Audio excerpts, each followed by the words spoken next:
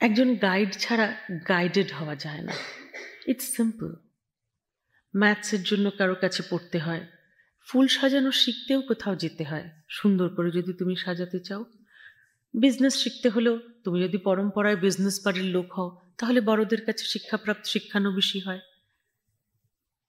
তাহলে তুমি কে, তুমি জীবনটাকে নিয়ে কি করবে সেটা বোঝার জন্যও তো একটা গাইডেন্স দরকার। বিনা গাইডেন্সে হয় না।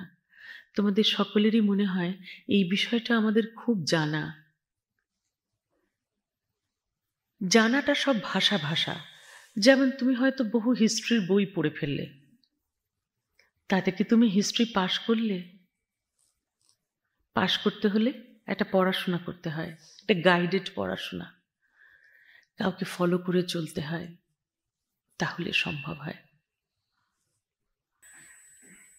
দেখো, যেমন বহু মনীষী, বহু সাধু সন্ত মহাত্মা অবতারগণের জীবনী বই পাওয়া যায়।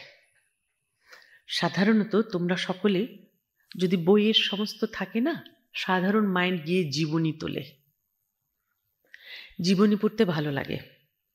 সে কি খেত, তার ফ্যামিলিতে কি ছিল, কবে সে বাড়ির থেকে বেরিয়ে গেছিল, কখন তার অশান্তি হয়েছিল, অশান্তিকে সে অশান্তি মনে করেনি, এইসব জীবনী পড়তে ভালো লাগে। আপত্তি নেই, ভালো কথা। কিন্তু ওপরে কিছু হবে না।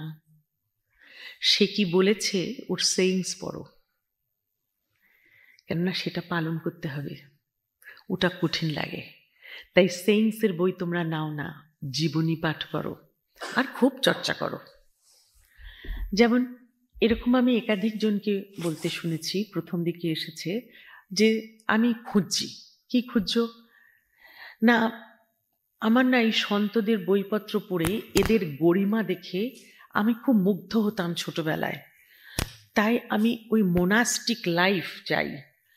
ওই রকম একজন সাধুর মতো, মানে সাধুদের অথবা সন্তদের যে একটা গরিমা আছে, বুদ্ধের যে তার এনলাইটেন্ড অবস্থা হওয়ার তার যা আলো আছে, ওটা তোমায় অ্যাট্রাক্ট করে। তাই সেগুলো পড়ে আমার খুব ভালো লাগতো।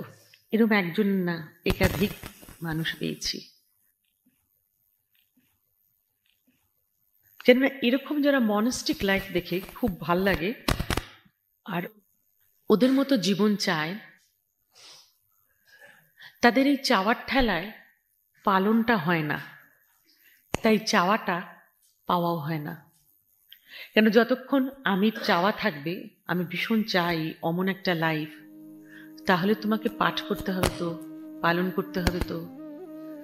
বিনা পালনে ওই চাওয়াটা পূর্ণ হবে না।